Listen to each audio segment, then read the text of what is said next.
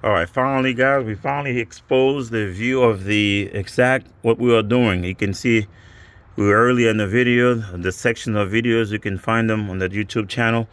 We finally got to what we need to go to remove this water pump bracket water passage, Honda calls it. As you can see, it's built in with your thermostat housing and all that. You have to remove the lower radiator hose. And of course, this bracket, and I'm going to remind everyone, this bracket's a long bracket. It starts from here. This is where actually your power steering is mounted on. You have your belt tensioner right there, assembly. And of course, underneath right about here, you have your alternator. And the last one, not least, is your AC compressor right here. So remove that out of the way. And of course, we are able to have an exposed view of the actual water pump bracket water passage. I mean, I get what Honda trying to do, get the principle of it, but man, they could have done this a little bit better for all of us. I'm serious. But guys, here we go. This is how we have it. This is not too, I mean, it's a lot of stuff. I mean, you notice everything's exposed. You have your starter, you have your water inlet, which is from your thermostat, and you have all this thing happening here. So it's exposed you right now. Of course, even the intake is removed already, right? And also you had to remove the front radiator fan on the passenger side. That is out, and you can see now you have everything exposed. Now what you need to take this out, of course, you know, with Honda, you can take the whole Honda car with a 10 millimeter and a 12 millimeter. But in this particular case, you're going to need a few 10 millimeters and 12 millimeters. And eventually when you get to this section, you're going to need all 14 millimeters. There's a couple of bolts on there. There's 3 bolts on there. Verse 3 bolts, 1 nut. See, now there's 3 bolts. So you got one right here, one right there, hidden. You got another one right there. And you have the nut that's supposed to be here. It's already removed. And over here, you have another 14 millimeters. So these are what you're going to need. That's what was there before. So I've already removed those. But on this inlet pipe, you need to remove the hose that was connected to it. It was there. And of course, this is 12 millimeters sitting right here. And if you go over, you have another 10 millimeter where this pipe goes, a white pipe. It actually feeds the water, the heater core back there. That's what that, you can see it right here. So, and it's get on this, how to remove that. And there's another line that goes right there to the water cooler to cool down the transmission. So there you have it. This is all you need to do, take off. But you know, man, before you get to it, dude, it's a lot of work. But it can be done, of course. And I didn't see anybody had a video on this online.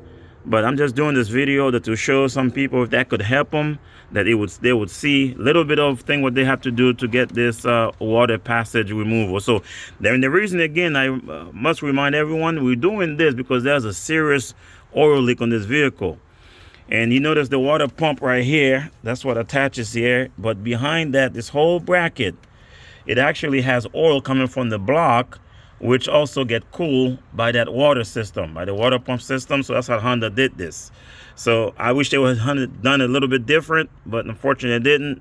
But I guess all the mechanics got to deal with this. But this actually happens, very rarely that happens. But after 100,000 miles and so forth, or so much more, maybe 150,000 miles, then it's possible the gasket will leak. And I'm going to show you the gasket right about here. And the gasket is right there, you can see it. These Hondas using just silicone gasket with this one. It's not anything different with a different a special gasket. It's just a silicone gasket, and you can see it right there. There you go, right in there. And this gasket just fell. But of course, you just got to do a lot of work to get to it. And there she goes. So right now we gonna remove those bolts. Enough talking. And we have it where we are sitting here in a minute, so give me a second. I will get my 14 millimeter and I will show you if I can get that done. Let me see here.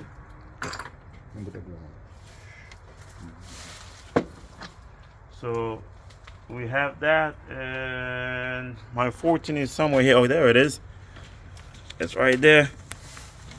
And we're going to show you that in a minute. and sometimes you need that extra hand. So there we go. So I'm gonna show you. I have them loose already, so that's why it's that easy. Otherwise it wouldn't be so easy. Okay. Oh, that one fall down, so I gotta remove that one. That actually is a nut, not a bolt there. So there's that nut I already removed there, and the bolts on this side, it's already been removed. But now I also have to remove, I've already removed the that line right there, which is that water hose that goes up to feed the block or the bottom of the intake or the head of the cylinder head. So that's already been removed back there. It just needs, it has a clamp, so remove that clamp. I'm sorry if you don't see it too much.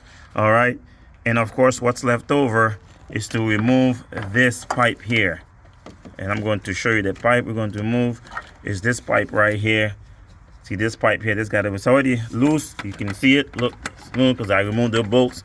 So we're gonna fight and take this off, and with the whole assembly. So again, guys, if you're doing this, just take your time, move things out of the way. It's gonna be easier for you. But I mean, it's a shame. It was a serious oil leak. We're gonna get to the bottom of this. And as I remember, if you are doing this job, again, this little thing right here, you might want to remove that as well. Do it one time. You just got two 10mm bolts holding that. Pop that out, put new silicone. And it seems to me too, the entire timing cover needs works too, as far as oil leaks need to be repaired as well. But this is what you have to do. These are the steps. It's a lot of work, man, but it can be done. With the help, you can do it on the ground if you choose to, but for us, luckily we have a lift. It helps us a little bit on our back, and we can do it that way a little bit easier for us. But it's still hard to work.